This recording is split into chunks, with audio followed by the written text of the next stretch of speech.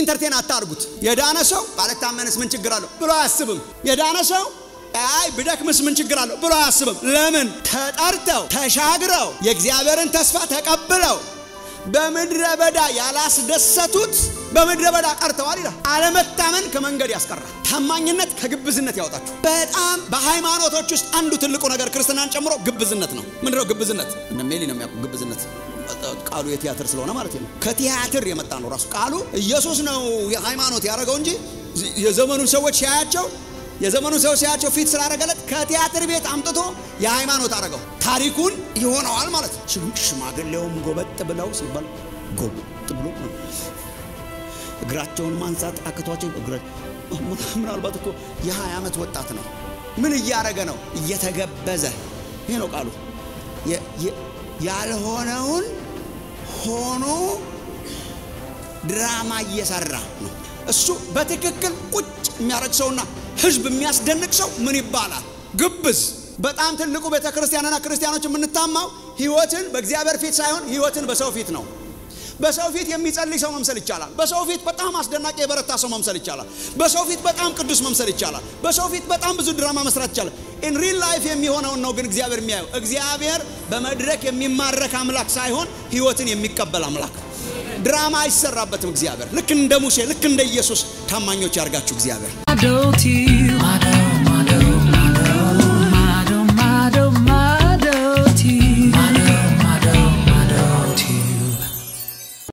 አንዳንድ ጊዜ በቃ መተ በትገላግለን ምን አለ ምናምን ላለው ነው ስለናንተ አላቅም ቴዲ ስለመጋባት ያወራ ስለሆነ ያገባሉ ይጋባሉ ስለሚል ግን በጣም የእውነት በቃ መንግስት ትምጣ እኔ እንደዚህ ጊዜ ሴንስ ሰጥቶኛ አቅም መንግስት ትምጣ ብላችሁ ጸልዩ የእውነት በጣም ሴንስ ይሰጠኛል በቃ ላይክ ታይዋለ የሞላኝ ይመስላል አይሞላም የተስተካከለ ይመስላል አይስተካከልም የረካን ይመስላል የሚያረካ ነገር የለውም እና መንግስቱ ትምጣ በአንድ በኩል ተያያዥ ነው ዛሬ የምናነሳው ሐሳብ ምዕራፍ 4 ዕብራውያን መልእክት ከቁጥር 1 እስከ 10 ያሉትን ቁጥሮች እናነብና እንጀምራለን ዛሬ አዲስ ምዕራፍ ነው ባለፈው ሳምንት ከመጨረሳችን በፊት ምዕራፍ 3 ቁጥር 10ን ጨርሰን ነው የተለያየ ነው ዛሬ ደግሞ ምዕራፍ 4 ቁጥር 1 ጀምሮ እስከ ቁጥር 10 ያለውን እንመለከትና የሚቀጥለው ሳምንት ደግሞ ምዕራፍ 4 ከቁጥር 11 ጀምሮ እስከ መጨረሻው እስከ ቁጥር 16 ድረስ ያሉትን እናያለን ማለት ነው ስለዚህ ለዛሬ ምዕራፍ 4 ከቁጥር 1 እስከ 10 ድረስ ያሉትን ቁጥሮች በማስተዋል ለማንበብ ቆመን በእግዚአብሔር ፊት እናነብና ከዛ ጸልየን እንቀመጣለን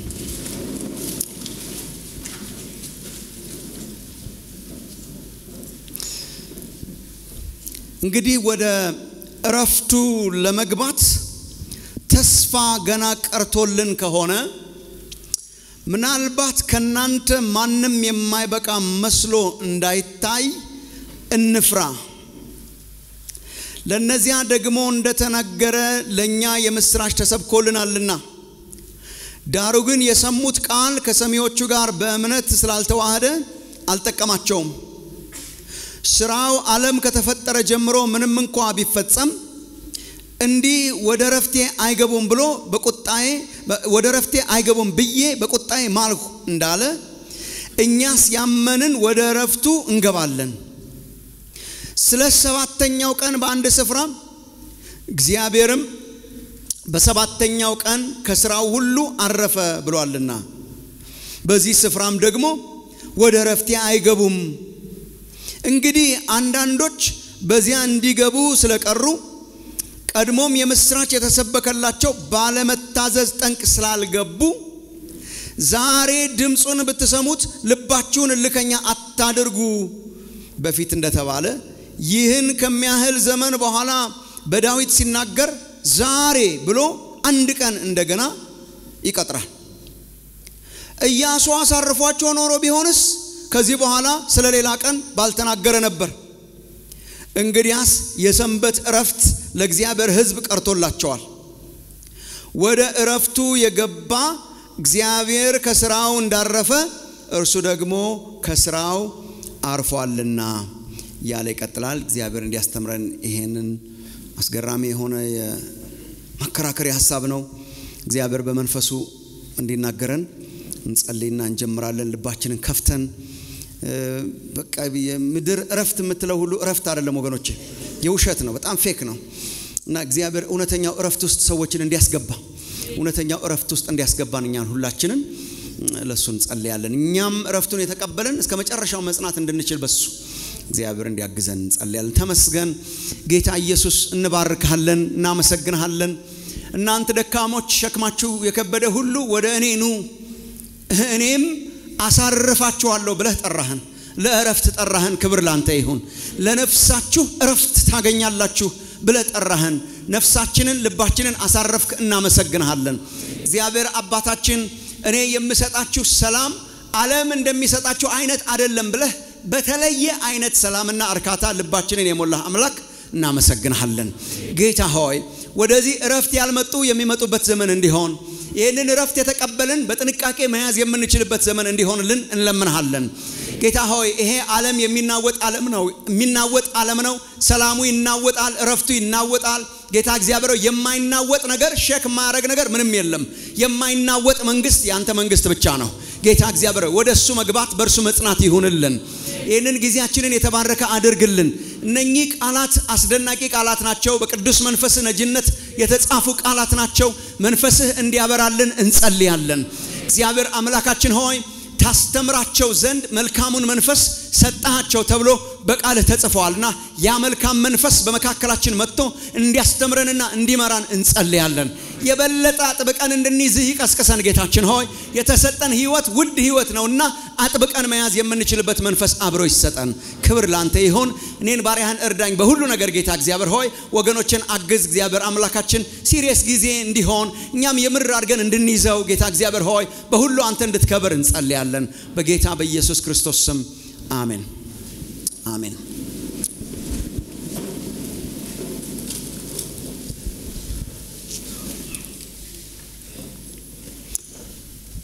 ምዕራፍ 4 ከምዕራፍ 3 ጋር በጣም የተያያዘ ነውና እንዴት እንደሚያያዝ መጀመሪያ ላሳያችሁ ምዕራፍ 3 የምታስታውሱ ከሆነ በክርስቶስ ኢየሱስ ክርስቶስ የላቀ እግዚአብሔር ያዘጋጀው መዳኛችን ነው ምዕራፍ 1 ከሁሉ ይበልጣል ነው ከሁሉ በላይ ነው አምላክ ነው እርሱ ሚለውን አይተናል ከመላእክት በላይ ነው ሚለውን አይተናል እና ምዕራፍ 3 ላይ ስንደርስ የእግዚአብሔርን መንግስት እግዚአብሔር ለሕዝቡ የገባውን ተስፋ እና ህይወት ለማግኘት የታመነ ሆኖ መገኘት ያስፈልጋል ነው ምዕራፍ 3 እሱ ነው መታመን በጣም ያስፈልጋል የታመነ ሆኖ መገኘት በጣም ያስፈልጋል መዳን ታማኝነትን ይፈልጋል ነው መዳን ታማኝነትን ይፈልጋል ምን ማለት ነው በከባድ ጊዜም በጊዜውም አለጊዜውም መጽናትን ይጠይቃል ጸንቶ መቆምን ይጠይቃል በአስቸጋሪ ሁኔታ ውስጥም ቢሆን አክብሮ መዳንን መያዝን ይጠይቃል ከኛ ታማኝነት ጋር በጣም የተያያዘ ነው ይሄ እንግዲህ ማነሳላችሁ ኮምፕሌክስ የሚመስል ሐሳብ ማለት ነው ኦፍ ኮርስ እግዚአብሔር ነው የሚያድነን ኦፍ ኮርስ እግዚአብሔር ያዳናቸውን ይጠብቃቸዋል ግን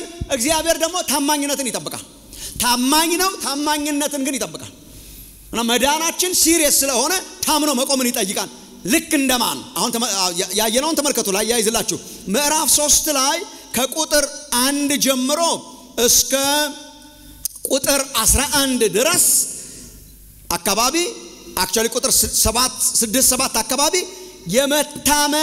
የመታመንን ምሳሌዎች ነው ያየነው ቁጥር 6-7 ድረስ መታመን አለብን ልክ እንደማን ልክ እንደ ሙሴ ደግሞስ ዋናው በቃ ይሄ ነው አክቹአሊ ዋናው የሚለውን ጨምሩበት ዕብራውያን ልክ እንደሱ ነው ልክ እንደ ሙሴ እንታመን ሙሴ የታመነ ነበር እንደ ባሪያ በእግዚአብሔር ቤት የመሰከረለት እግዚአብሔር ራሱ በከባድ ጊዜ በተቃውሞ ጊዜ ህዝብ በተነሳበት ጊዜ ወገኖቹ ራሳቸው ወንድሙ በተነሳበት ጊዜ ለእግዚአብሔር የታመነ ሰው ነበር የጨከነ ሰው ነበር ልክ እንደ ሙሴ መታመን ይገባል ይልና ለኛ ደግሞ በጣም የተሻለ ሌላ ምሳሌ አለን ይላል ማን ነው እሱ ኢየሱስ ክርስቶስ እሱ ደግሞ እንደ ልጅ የታመነ ነው ለዘላለም ይላል እና ለጠራው ለሾመው ትዝላችሁ እንደሆነ ለሾመው የታመነ ነው ለእግዚአብሔር ኖረ ኢየሱስ የታማኝነት ምሳሌ ለእግዚአብሔር ኖረ ሙሴ የታማኝነት ምሳሌና ለእግዚአብሔር መኖር ያርግላችሁ ለእግዚአብሔር ለጠራን ለእግዚአብሔር በታማኝነት መኖር ያርግልን የኛ ባህል ከተመሰረተባቸው መርሆች መካከል አንዱ ሰው ምን ይለኛል ነው እንደዚህ ባረገስ ሰው ምን ይለኛል እንደዚህ ባረገስ ሰው ምን ይለኛል ብለው ከአምላክ ጋር የሚጣሉ ሁሉ አሉ ወገኖቼ የሰው አስተያየት ማዶ አይሻገርም። ሰው በጣም ደስ ይላል እንዴት አይነት አስደናቂ ልጅ ነህ ያለ አስተያየት የመሬት አስተያየት ነው። ዘንቦ ያባራና ይደርቃል። የሚቀጥለው ሰው ያው ሰው የመጥቶ ምን አይነት ሰው ይላል ተመልሶ እንትና አይደለም ሚዛን አይደፋም ወገኖቼ። ለሰው መኖር ሚዛን አይደፋም። ዋጋው ከፍ ያለ አይደለም። ለእግዚአብሔር ኖሮ ማለፍ ይሻላል። እግዚአብሔር አፕሩቭ ያረጋው ሰው እግዚአብሔር የተቀበለው ሰው ቢያዝንበትም እንኳን እግዚአብሔር ከተቀበለ ይበቃል። ለእግዚአብሔር ኖሩ። ለሰው እንደ ሰው አስተያየት ቢሆን ሙሴ እንደ ሰው አስተያየት ቢሆን ሙሴ እሱም አያሻግርም ህዝብም አያሻግርም።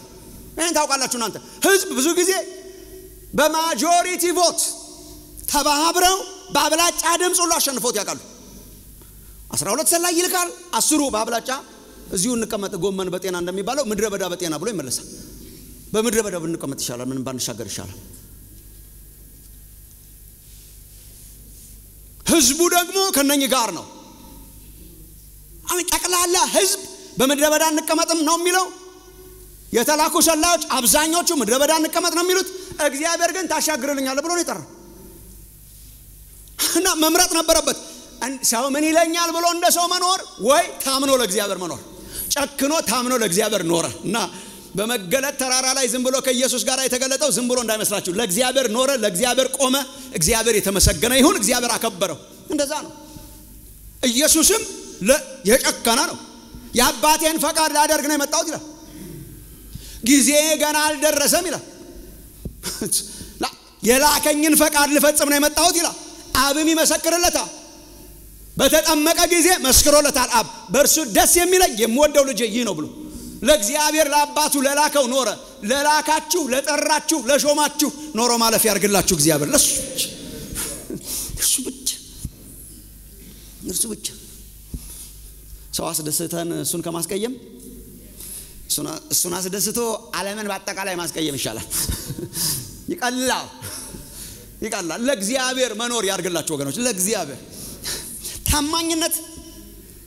ታማኝነት ከግብዝነት ያወጣችኋል። በጣም በሃይማኖቶች ውስጥ አንዱ ትልቁ ነገር ክርስትናን ጨምሮ ግብዝነት ነው። ምንድነው ግብዝነት?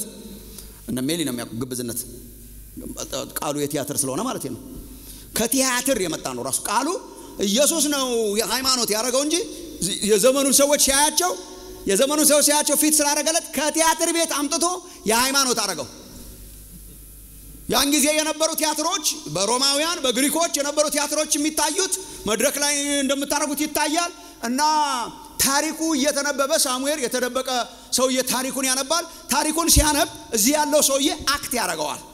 ታሪኩን ይሆነዋል ማለት ነው። ሽማግሌውም ጎበጥ ብለው ሲባል ጎበጥ ብሎ እግራቸውን ማንሳት አክቷቸው ምናልባት እኮ የ20 ዓመት ወጣት ነው። ምን እያረገ ነው? እየተገበዘ። ይሄ ነው ቃሉ። ያልሆነውን ሆኖ ድራማ እየሰራ ነው እና ሰውም እየተገረመ ያየዋል፣ እየተደነቀ ያየዋል። ግብዝ ምንድነው? ያልሆነውን እውነተኛ ማንነቱ ያልሆነውን ይቅርታ ስለ ቃሉ ካራክተር ገጸ ባህሪ ተላብሶ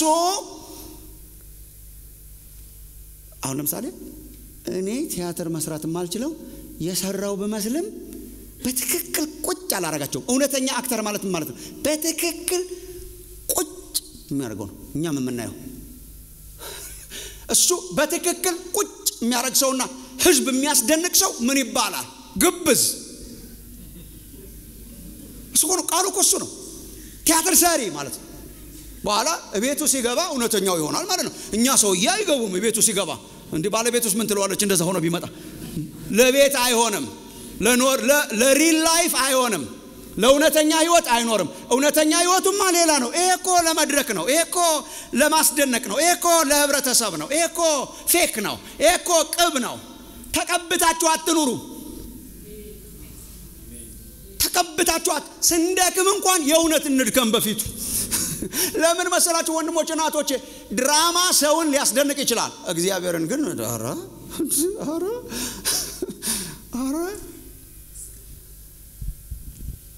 እኔ አሁን ዮሐንስ የሚጽፈው አይነት መልእክት ወንድሙን የማይወድ ምን ይላል? ወንድሙን የማይወድ ባከ ወንድሙን የማይወድ እግዚአብሔርን እወዳለሁ ሲልህ እንዳታምነው ምን ይላል? ውሸት ነው እሱ ምናምን ይላል እንዴ? የሚያዩን ወንድሙን እዚህ ቁጭ ብሎ ያልወደደ አሁን ማይታየውን እወዳለሁ ሲል ታምናለህ ምን ይላል? እንደዛ ነው ተጻፈው ኦልሞስት። እና እዚህ የሚታየውን ወንድሙን ሳይወድ እግዚአብሔርን እወዳለሁ የሚል ሰው የእርሱ ውሸት ነው ይላል እግዚአብሔር። ወበን ውሸት ይላል። እና ኢትስ ፖሲብል አንዳንድ ጊዜ በእግዚአብሔር ፊት እየተመላለስን በሰው ፊት እየተመላለስን እግዚአብሔር ውሸት ሊለው ይችላል። እግዚአብሔር ውሸት ከሚለውና ሰው ፓ ከሚለው ህይወት እግዚአብሔር ይጠብቃችሁ። ሰው ፓ ብሎን እግዚአብሔር ውሸት ነው ከሚለን ሰው ውሸት ነው ብሎ እግዚአብሔር ፓ ቢል ይሻላል። የሱን ጎሽታ ማግኘት ይሻላል። ህይወት ዘላለማዊ ናት። ለዘላለሙ መኖር በጣም ለዘላለሙ መኖር ይሻላል። 85 ዓመት 85 ሚሊዮን ዓመት ማሰብ ትችላላችሁ ወደፊት ለሱ መኖር ይሻላል። በጣም ትልቁ ቤተክርስቲያንና ክርስቲያኖች የምንታማው ህይወትን በእግዚአብሔር ፊት ሳይሆን ህይወትን በሰው ፊት ነው። በሰው ፊት የሚጸልይ ሰው መምሰል ይቻላል። በሰው ፊት በጣም አስደናቂ የበረታ ሰው መምሰል ይቻላል።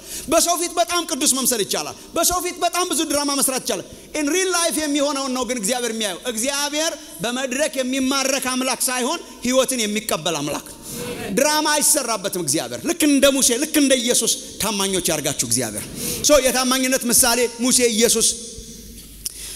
እንደ ልቤ በኖርስ ነው ባለፈው ሳምንት ያየ ነው። ባልታመንስ ባላካብድስ ማለት ነው በቦሌኛ ባልታመንስ። ይሄው አለመታመን ሲሪየስ ነው። አብዛኞቻችሁ ወጣቶች ስለሆናችሁ በጣም እየተደሰትኩ ነው ማውራው ባይዘው ተስፋ ስለማይ ማለት ነው። በትክክል አግኝታችሁት እንድታድጉ ማለት ነው። ብዙ ከተበላሸን በኋላ ወርካውት ለማድረግ እንደምንሞክረው እንደኛ እንዳትሆኑ ፈርሶ መሰራት እንዳይሆንባችሁ ሲሪየስሊ አብስሎ መስራት ያርግላችሁ ቤታችሁ። ባንታመንስ ታንዲ በጣም አደገኛ ነው አለመታመን። ኢንተርቴን አታርጉት። የዳነ ሰው ባለታመንስ ምን ችግር አለው ብሎ አያስብም። የዳነ ሰው አይ ብደክምስ ምን ችግር አለው ብሎ አያስብም። ለምን? ተጠርተው ተሻግረው የእግዚአብሔርን ተስፋ ተቀብለው በምድረ በዳ ያላስደሰቱት በምድረ በዳ ቀርተዋል ይላል። አለመታመን ከመንገድ ያስቀራል። እግዚአብሔር ይጠብቃል። እሱ ነው ላስት ዊክ ያየ ነው። እስራኤል በምድረ በዳ ያለመታመን ምሳሌ።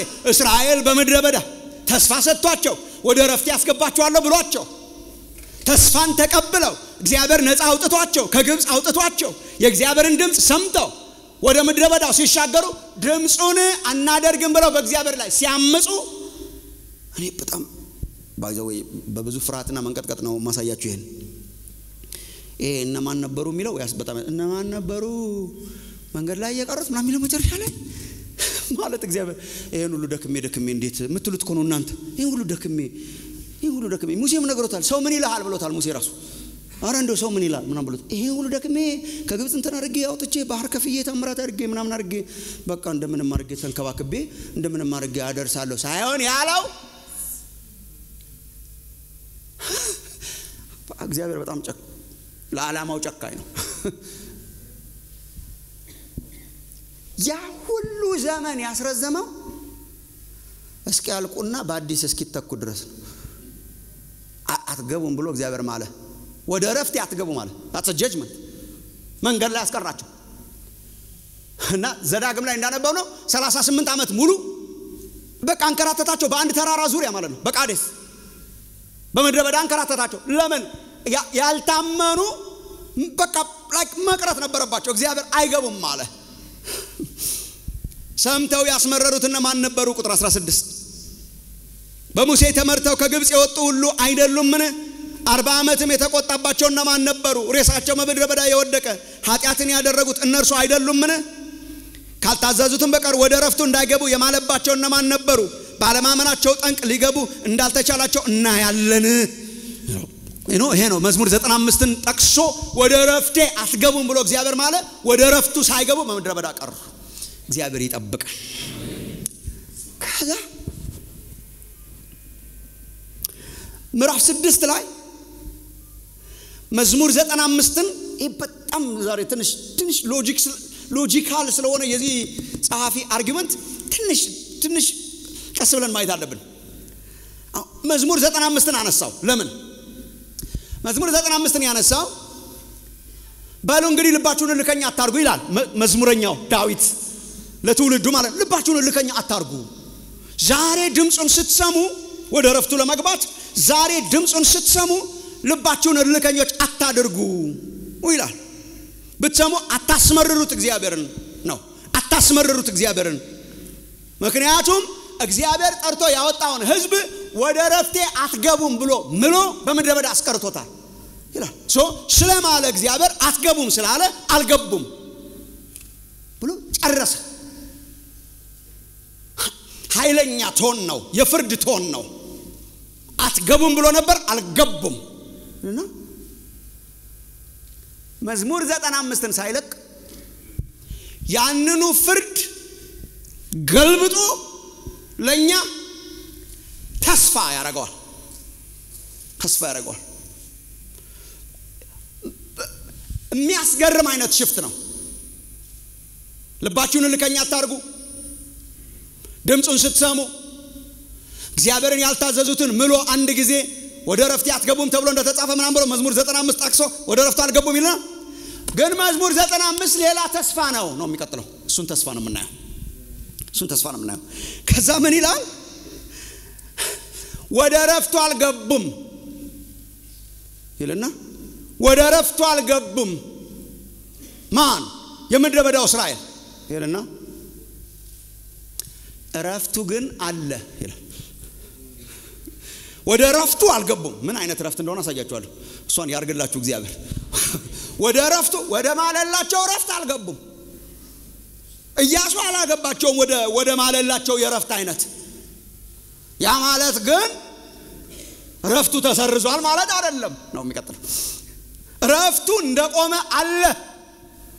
የረፍት ተስፋ እንደቆመ አለ። ወደ ረፍት አትገቡም ብሎ እነርሱን ከልክሏቸዋል። ወደ ረፍቱ የመግባት ተስፋ ግን አለ ነው።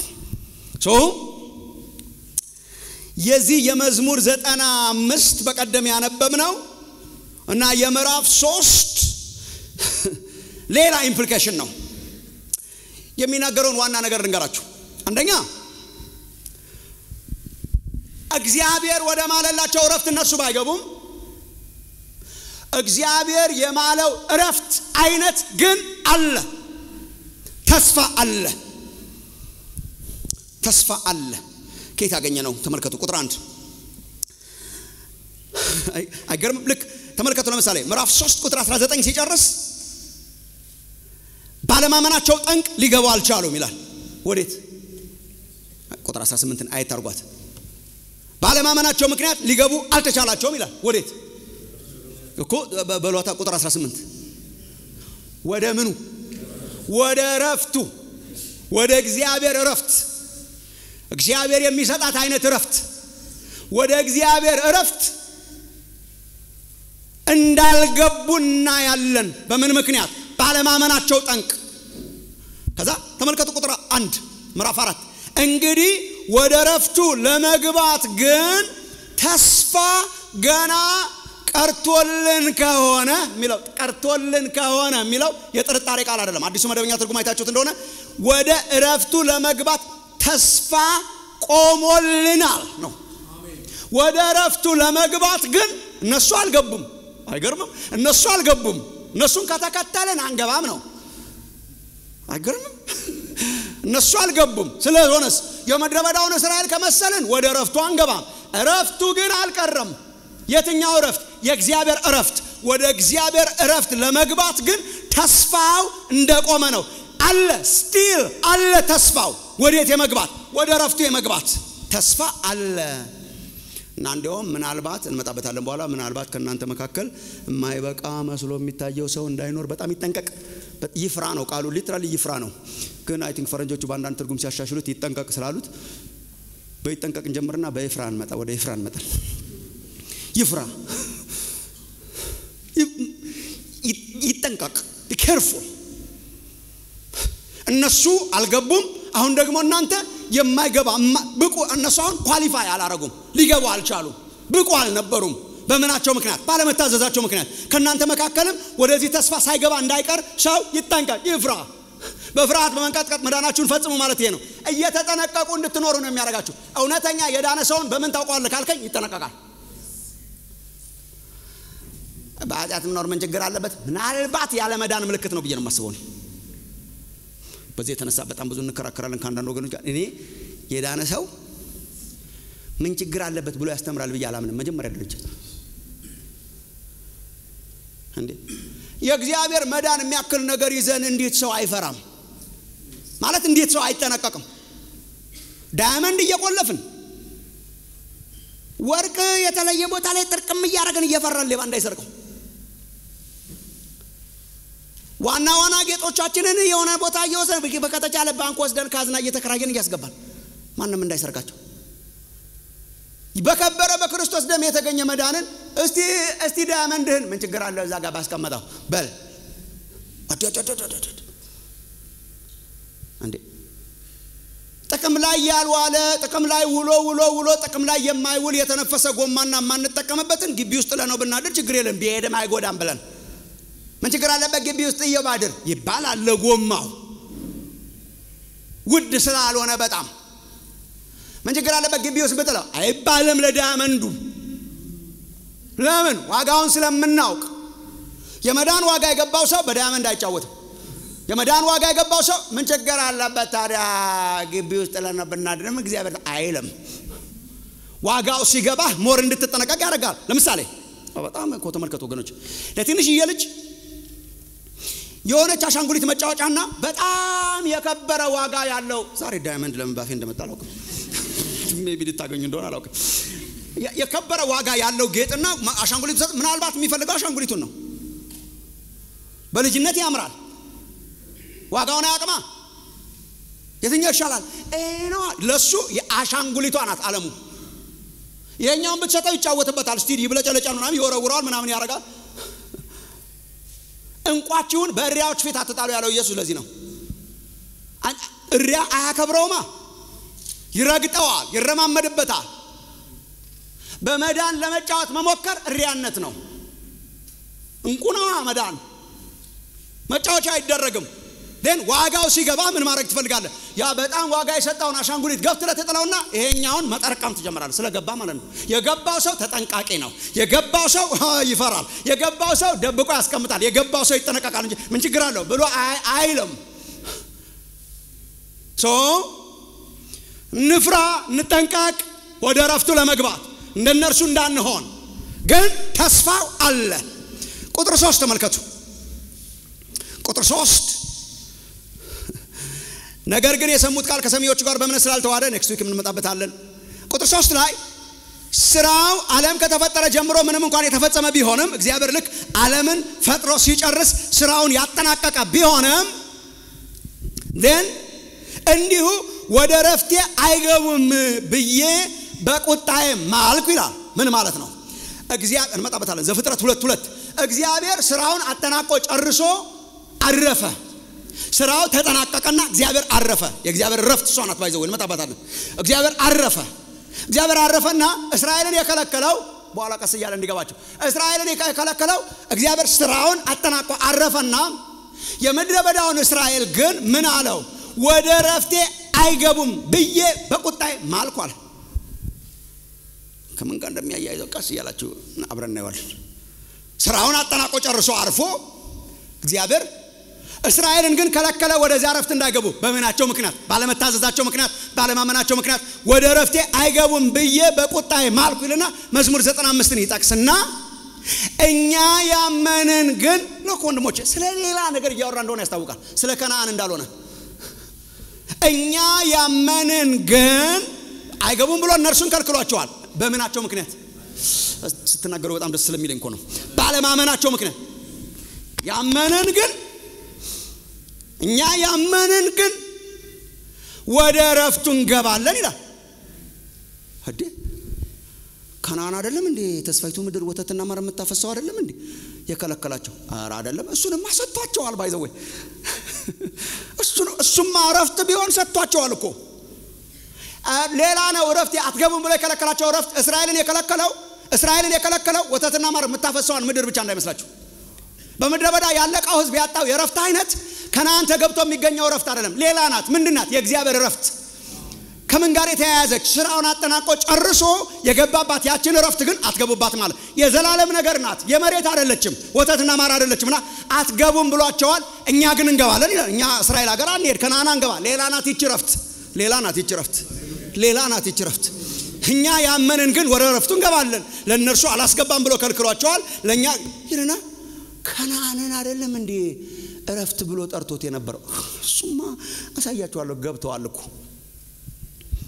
ቢያንስ በተወካይ ገብቷል የመጀመሪያው ጀነሬሽን ቢሆን በኢያሱና ካሌብ ገብቷል ከዛ በኋላ ግን 40 ዓመት ሙሉ እግዚአብሔርን የታመነው ደግሞ ገብቶበታል እኮ አውርሷቸዋል ተመልከቱ ቁጥር 4 ስለ ሰባተኛው ቀን በአንድ ስፍራ to be specific ዘፍጥረት 2:2 ስለ ሰባተኛው ቀን በአንድ ስፍራ እንመጣበታለን ትንሽ ዳጋ ስለማድረግ ያለው እንመጣበታለን ይሄን እግዚአብሔር ከሥራው ሁሉ አረፈ ብሏልና እንመጣበታለን ከዛ ተመልሶ ግን በዚያ ስፍራ የሚለው መዝሙር 95 ነው ዘፍጥረት 2:2 ላይ እግዚአብሔር አረፈ ይልና መዝሙር 95 ላይ ግን ወደ ረፍት አይገቡም ይላል እና ከነዓንንና ረፍትን ሳይሆን የሚያያይዘው ዘፍጥረት 2ንና ረፍትን ነው አይገቡም ብሎ የከለከላቸው መሬትን አይደለም አይገቡም ብሎ የከለከላቸው ሌላ አይነት ረፍት አለች የመሬት ረፍት ሳትሆን የዘፍጥረት 2 ናት አይነት ነው አርጊመንቱ መጣበታለሁ ወደ ረፍት አይገቡም ብሎ ከልክሏልና ይልና ባለማመናቸው ጠንቅ ስላልገቡ ተመልከቱ ቁጥር 6 ባለማመናቸው ጠንቅ ስላልገቡ መዝሙር 95 ላይ ከብዙ ጊዜ በኋላ የነበረውን ትውልድ ዛሬ ድምጾን ብትሰሙት ልባችሁን እልከኛ አታርጉ ብሎ ዳዊት እንደገና ይናገራል ወደ ረፍቱ አልገቡም ወደ ረፍቴ አይገቡም ያለው ትውልድ ሌላ ነው ወደ ረፍቴ አይገቡም ብሎ ምሏል ብሎ የተናገረበት ክፍል መዝሙር 95 ላይ በዚያው አለ ማለት ነው ይሄ ረፍት ገና ዝም ብላችሁ የተመልከቱ ትንሽ ኮምፕሌክስ እንዳይሆን ዳዊትና ትውልዱን አስቡት ዳዊት ሲመክር እግዚአብሔር ባልታዘዙ ጊዜ ህዝቡን ወደ ረፍት ያትገቡን ብሎ ማለ ይሄ የመቼ ታሪክ ነው በደንብ ዛሬ በደንብ ኃይለኛ ተማሪዎች መሆን አለባቸው ይሄ የመቼ ታሪክ ስለመቼ ታሪክ ነው የሚያወራው እስራኤል በምድረ በዳ እንደገና አድርገምላችሁ ስላልገባችሁ ከጥያቄ በኋላ ከመልስ በኋላ ጥያቄ ሲደገም በጣም ጥሩ ነው እንደገና አድርገምላችሁ እስራኤል ባልታዘዘ ጊዜ ወደ ረፍቴ አትገቡም ብሎ እግዚአብሔር ማለ አትገቡ ማለ አላስገባቸው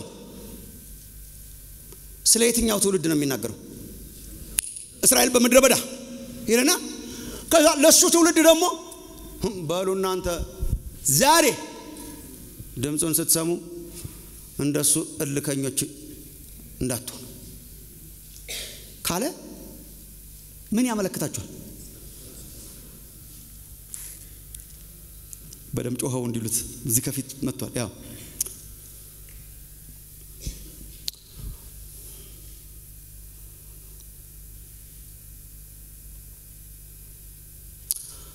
ቅድም ለወንድምህ ዳቦውን ሊወስድ ሲመጣ በጣም ትክክል ስላልነበረና ስረስናት ስላልነበረው ወንድምህ ዳቦውን ከለከልኩት ብትል እናት ከዛ ዝም ብትል ዝም ነው ዳቦውን ከለከልኩት ነው ዳቦው ይኑር አይኑር ምን አይሆን ምንም እናቀው ነገር የለም ቀደም እኮ ወንድምህ ሲመጣ ስነ ስርዓት ስለሌለው ዳቦውን ከለከልኩት ብላ በላንተም እንደሱ እንዳትሆን ሐለች አንድ የሆነ ተስፋ ይታያችሁ ዳቦ አለ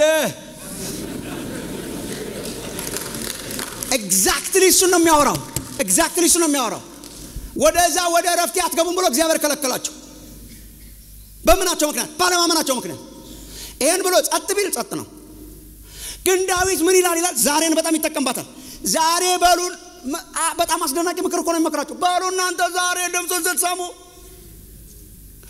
ልባችሁን እልከኛ እንዳታረጉ ካለ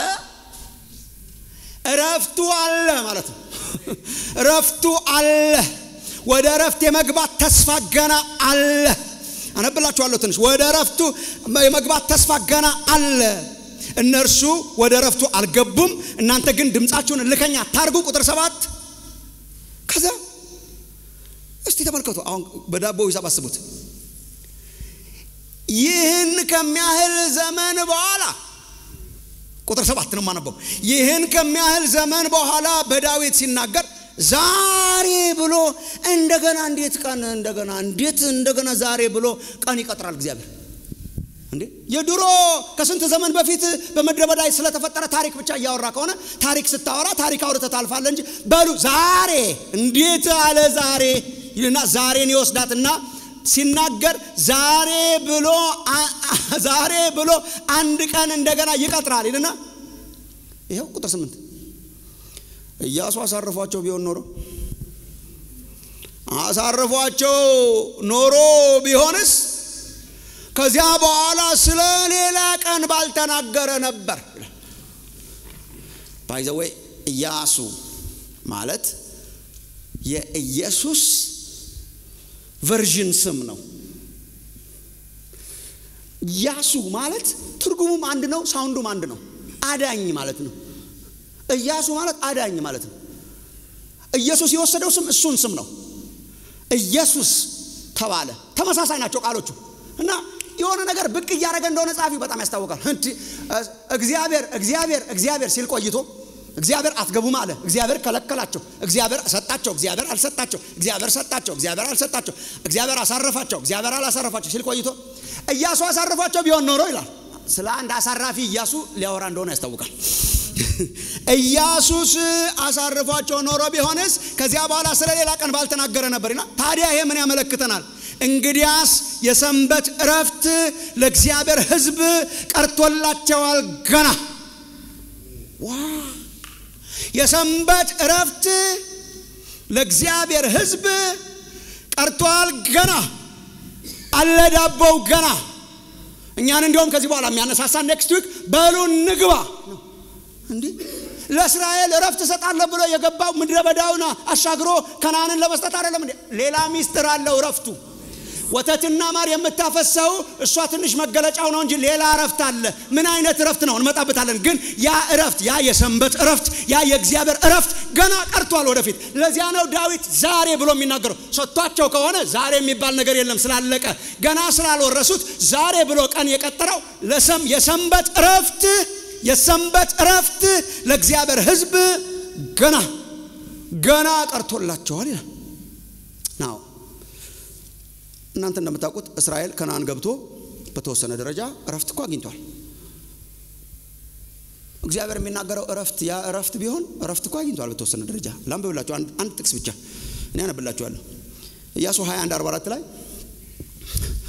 እግዚአብሔርም ለአባቶቻቸው እንደማለላቸው በዙሪያቸው ካሉት አሳረፋቸው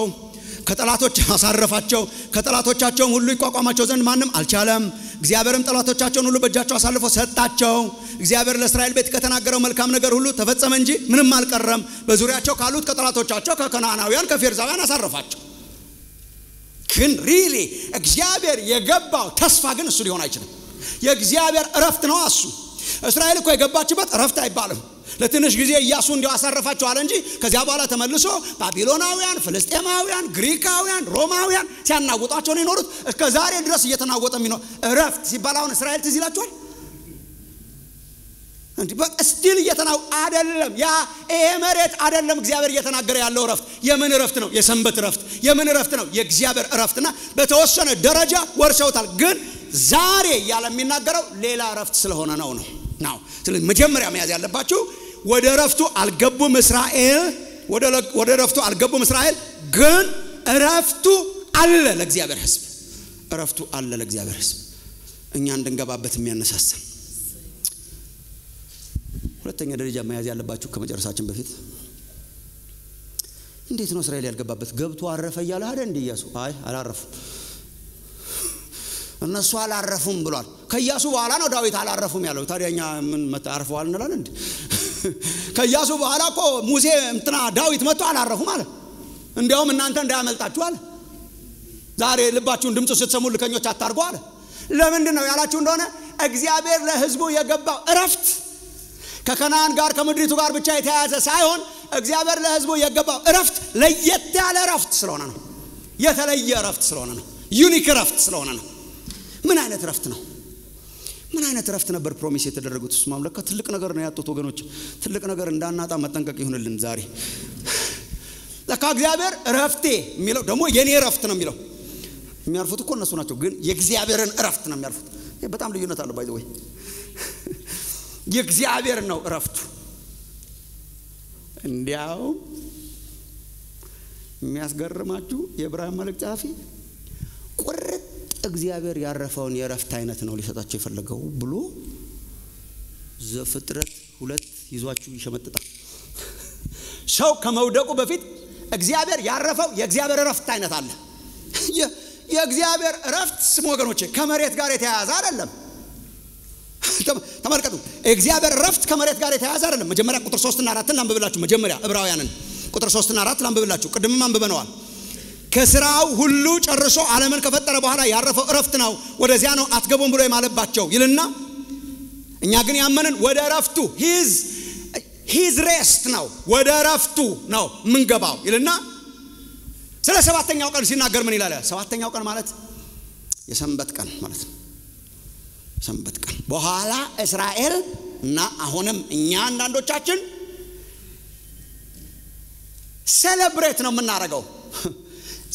ሰንበትን የእግዚአብሔርን ሰንበት ማክበርና የእግዚአብሔርን ሰንበት መኖር የተለያየ ነው።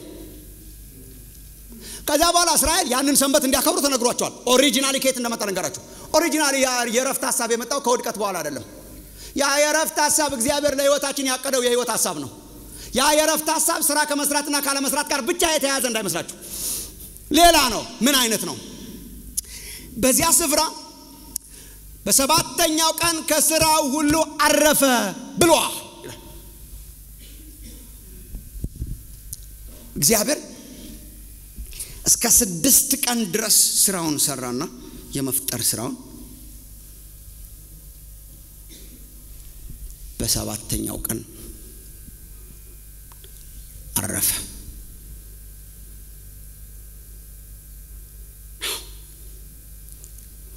አረፈ ማለት ስራ ቆመ ማለት ነው ይመስላችኋል? የመፍጠር ስራ ጨረሰ። ኮምፕሊሽን ማጠናቀቅ ሙልት አለ፣ ጨረሰ።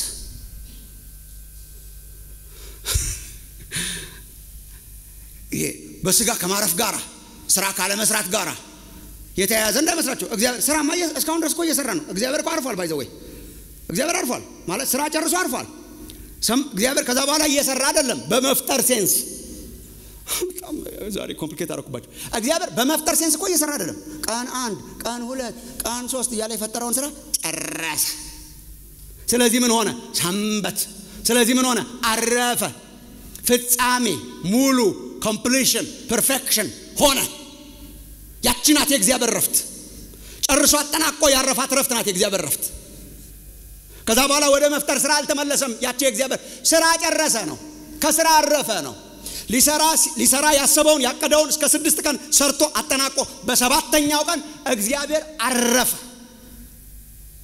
ነው። እግዚአብሔር ስቲል እየሰራ ነው። አረፈ ሌላ እንደሆነ እግዚአብሔር ስቲል ያው የሚጠብቅ አይተኛ ማያንቀላፋም ይላል በሰንበት ጨምሮ። ባለፈው ጊዜ አንስተነዋል። ዓለማትን ሁሉ በስልጣኑ ቃል እየደገፈ ያኖራቸዋል ይላል ሰንበትን ጨምሮ። አባቴ እስከ ዛሬ ድረስ በሰንበት ይሰራል፣ እኔም በሰንበት ሰራለሁ አለ ጌታችን። ሰንበትን ጨምሮ አባቴ እየሰራ ነው አለ።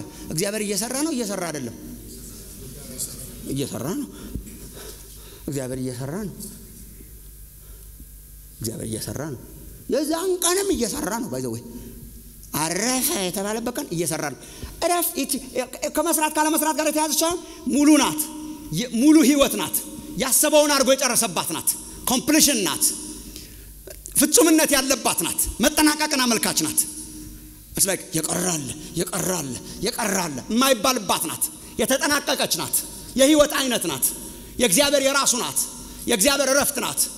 የህይወት አይነት ናት። የተጠናቀቀ ህይወት ናት። ሙሉ የሆነ ህይወት ናት። ያሰበውን የጨረሰባት ህይወት ናት። የፐርፌክሽን ህይወት ናት። የርካታ ህይወት ናት። እና እሷ ናት ያቺ ረፍት ስለዚህ ምን ማለት ነው ለኛ ወገኖቼ እስራኤል ከናን እንኳን ገብቶ ያችን ረፍት አልወረሰም ኢያሱ ያችን ረፍት አልሰጣቸው ያቺ ረፍት የእግዚአብሔር ረፍት ናት የከለከላቸው ያቺ የዘላለም ረፍት ናት በምድረ በዳ የወደቀው ህዝብ መሬት ብቻ ሳይሆን ያጣው የከለከላቸው ያችን ሰማያዊ ረፍት ናት ያቺ የእግዚአብሔር ረፍት ናት ያቺ የርካታ ረፍት ናት ለምን ቁጥር 10 ላንብብላችሁ እስቲ ቁጥር 9 ጀምሮ የሰንበት ረፍት ቀርቶላችኋል ለእግዚአብሔር ህዝብ ለምን በምን ታውቃለህ ወደ ረፍቱ የገባ እግዚአብሔር ከስራው እንዳረፈ ጥንቅቅ እንዳለ እግዚአብሔር ከስራው እንዳረፈ እርሱ ደግሞ ከስራው አርፏል እቺ ሌላ ረፍት ናት እቺ የምትመጣ ረፍት ናት እቺ የወደፊት ረፍት ናት ግን በክርስቶስ አሁን የምትገኝ ረፍት ናት እቺ ሌላ ናት እቺ ስንደ እግዚአብሔር ሰርቶ ሲደርስ ስራው ሲጠናቀቅ ሲጨርስ ያረፋት አይነት ረፍት ናትና ያረፈ ሰው በምን ይታወቃል ያረፈ ሰው ከስራው ያርፋል ስራ ይሰራም አይደለም እግዚአብሔር ስራ ሰርቷል ግን ከድካም ከስራ የታቀደው የታሰበው ጨርሶ ከስራው አርፎ አጠናቆ ከስራው አርፏል ይህች ረፍት ሌላ ሰማያዊ ረፍት ናት ከናን ከግብጽ የወጣው ህዝብ ያልወረሰው በመሬት ላይ ያለችውን ከናን አይደለም እግዚአብሔርም አትገቡም ብሎ የከለከለው በዚያች ያለችውን ከናን ሳይሆን እግዚአብሔር ራሱ ያረፋት የረፍት አይነት ናት ነው የሚላችሁ የዘፍጥረት ሁለቷ አይነት ረፍት ናት ያጠናቀቃት ከእግዚአብሔር ከራሱ የምትገኝ ስራ ማጠናቀቂያ ላይ የምትገኝ ሰርቶ መጨረሻ ላይ የምትገኝ እሷ ናት የሰንበት ረፍት ስለዚህ ኢያሱ ያችን አላወረሳቸው ኢያሱ ከናንን አወርሷቸው ከጠላቶቻቸው አረፉ ይላል ግን የዘፍጥረት ሁለቷን የእግዚአብሔር ረፍት ያከብሯት ነበር እንጂ አልወረሷትም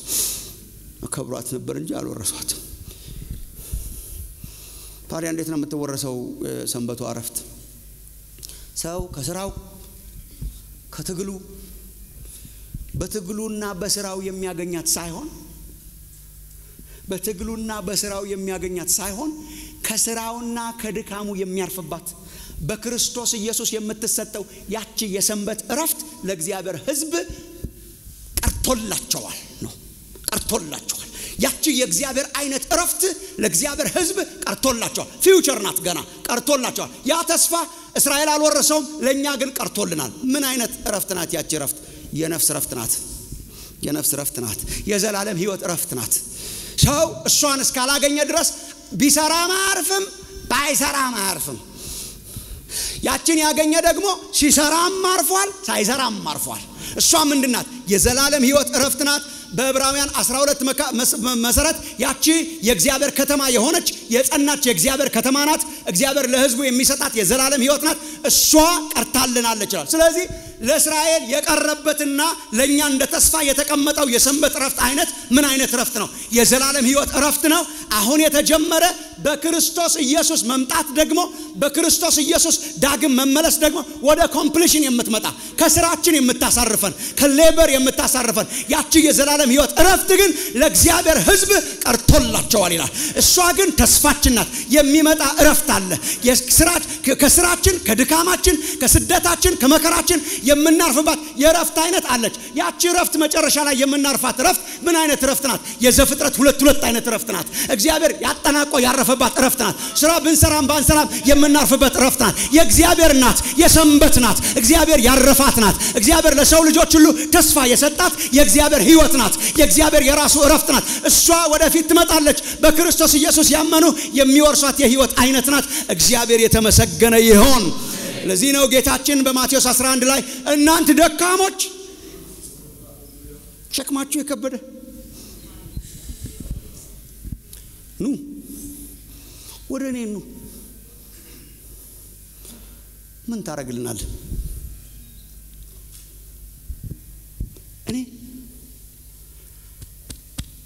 አሳርፋችኋል አሜን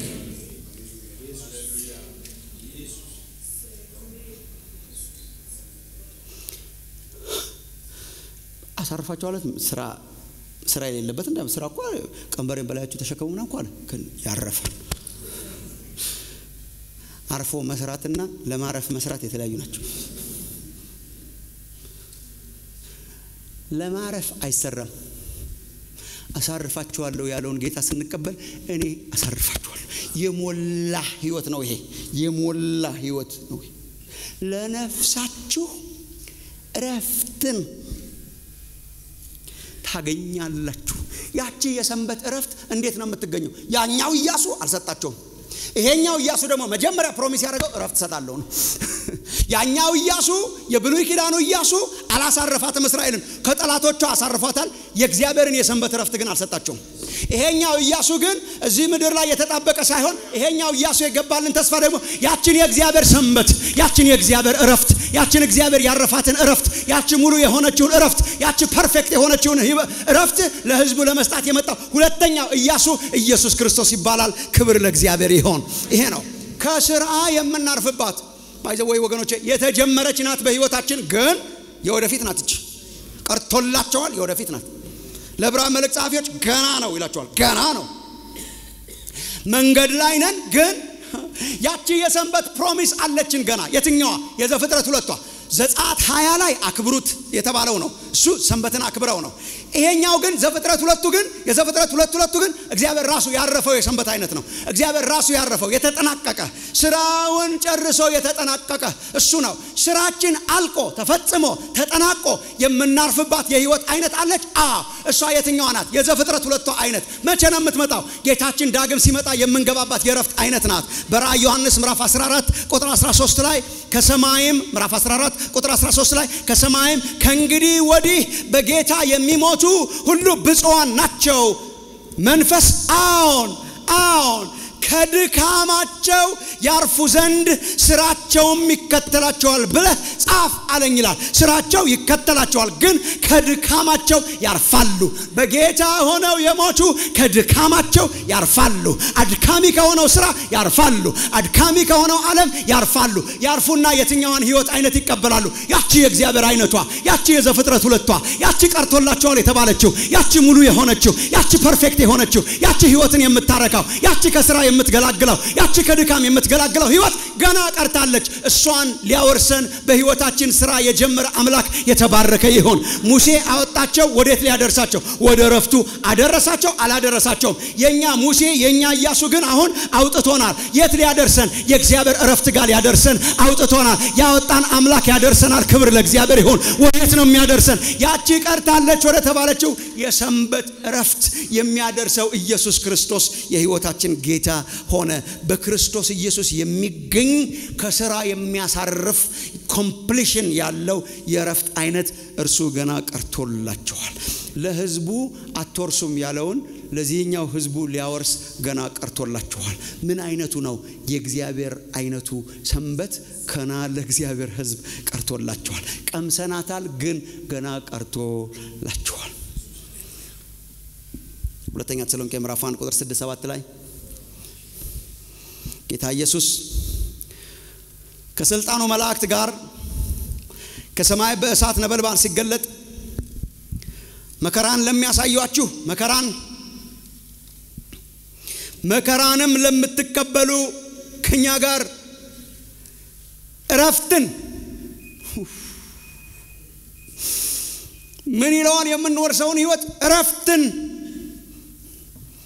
መከራን ለሚያሳዩአችሁ መከራን ከኛ ጋር መከራ እየተቀበላችሁ ላላችሁት ለእናንተ ደግሞ እረፍትን ብድራት አርጎ እንዲመልስ በእግዚአብሔር ፊት በእርግጥ ጽድቅ ነውና እግዚአብሔር ሊመልስላችሁ ነው ይላል ጽድቅ ያደርጋል ይላል ባይዘው ፍትህ ያደርጋል እግዚአብሔር ይላል ፍትህ ያደርጋል ምን አይነት ፍትህ መከራ ለሚያበሏችሁ መከራን ይሰጣል ባይዘው ይሄ ከነሱ መካከል እንዳትሆኑ እግዚአብሔር ይጠብቃችሁ።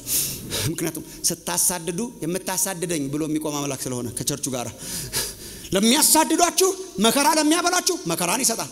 መከራ ለተቀበልነው ለኛስ ስንሰራ ለኖር ነው ለኛስ መከራን ስንቀበል ለኖር ነው በእኛስ በዚህ የመከራ ዓለም ውስጥ ለናንተ ከኛ ጋር እረፍትን ብድራት አድርጎ ይሰጣቸዋል። እረፍት ገና ቀርታለች ለእግዚአብሔር ሕዝብ። ምን አይነት እረፍት ናት? ከስራችን ከድካማችን ከመከራችን ተገላግለን ሙሉ የሆነች እግዚአብሔር ያረፋትን ፍጹምነት የሞላባትን ያቺ የሰንበት እረፍቴ ያላትን ለሕዝቡ ምሎ ያላገኙትን ያችን እረፍት ሊያወርሰን ኢየሱስ ክርስቶስ የታመነ አምላክ ክብር ለእግዚአብሔር ይሁን።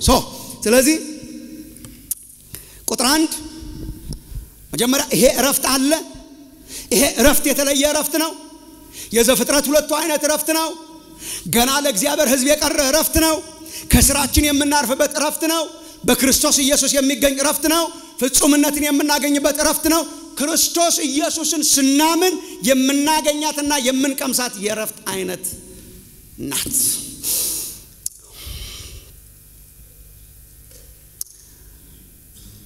እንግዲህ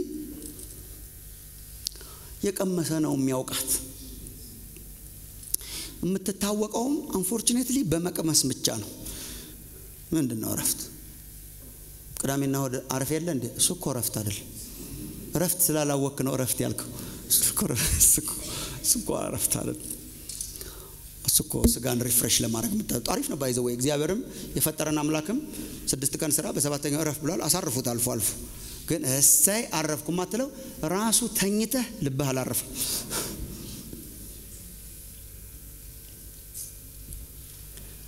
ልባችን የተሰራው ባንተ ልክ ነው እንዳለው የቤተ ክርስቲያን አበው ማለት ነው።